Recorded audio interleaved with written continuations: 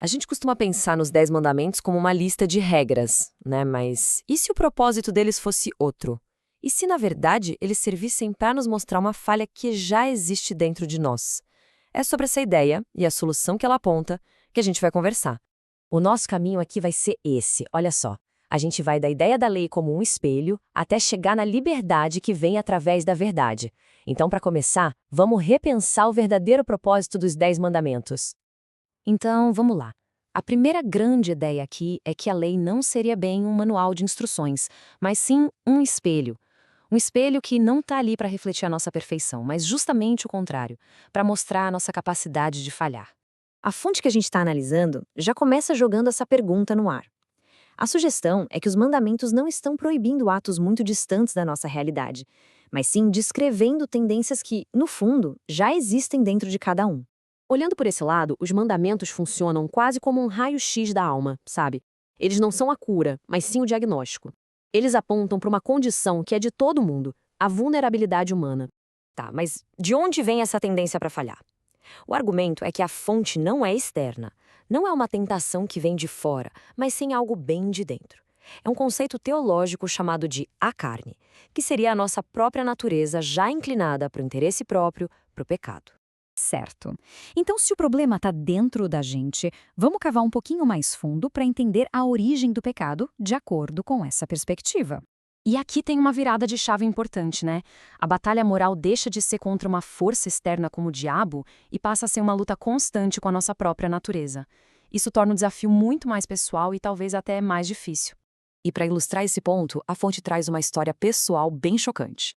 A conclusão é desconfortável. Se até pessoas que a gente considera boas são capazes de atos terríveis, então a linha que separa o bem do mal é bem mais fina do que a gente gosta de imaginar. Ok, então o argumento até agora é o seguinte: somos todos, por natureza, falhos. É como um vaso que já vem rachado de fábrica e não tem conserto. Se é assim, qual seria o oposto disso? Pois é, a fonte nos apresenta um exemplo de perfeição, justamente para criar esse contraste. E esse contraste fica gritante quando a gente analisa exemplos práticos. Vamos focar em 2 mandamentos bem conhecidos para ver como essa falha humana se opõe a esse ideal de perfeição: não roubar e não mentir. No caso do roubo, o argumento aponta para o próprio comércio que acontecia no templo.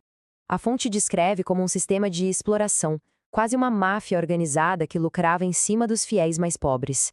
E foi exatamente isso que Jesus confrontou diretamente.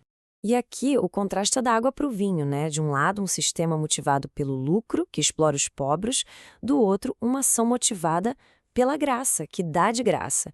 São 2 mundos, 2 lógicas completamente opostas.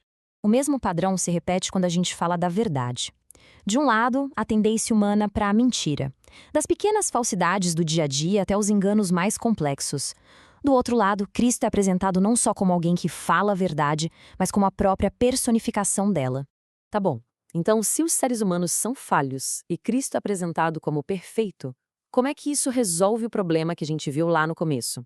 Pois é, qual é o sentido de um exemplo perfeito se ninguém consegue seguir?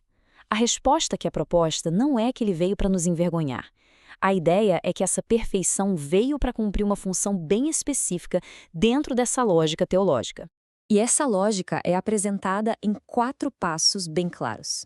Primeiro, o problema. A lei exige perfeição. Segundo, a realidade. Nós somos imperfeitos. Terceiro, a ação. Cristo cumpre a lei perfeitamente. E isso nos leva à 4ª e última etapa, a solução. E essa solução se chama graça. A ideia aqui é que a condenação da lei é removida.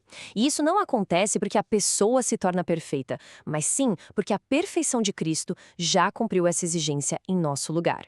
É como se fosse a peça que faltava para fechar o quebra-cabeça. E com isso a gente chega na conclusão de todo esse raciocínio. Uma conclusão que conecta a verdade com a lei e, finalmente, com a liberdade. Então, o percurso completo foi esse. A lei nos mostra o problema que é a nossa falha, Cristo entra como a solução para esse problema e o resultado é uma mudança de foco. A mensagem final não é sobre se esforçar para seguir regras impossíveis, mas sim sobre aceitar a graça. E tudo isso culmina naquela famosa citação: se Cristo é a verdade como a gente viu antes, então conhecer essa verdade é o que, segundo este argumento, finalmente liberta. Liberta da luta impossível de tentar seguir a lei perfeitamente. E isso nos deixa com o pensamento final, uma provocação sobre o que realmente significa ter uma vida moral e qual a relação disso com lei, com a nossa própria convicção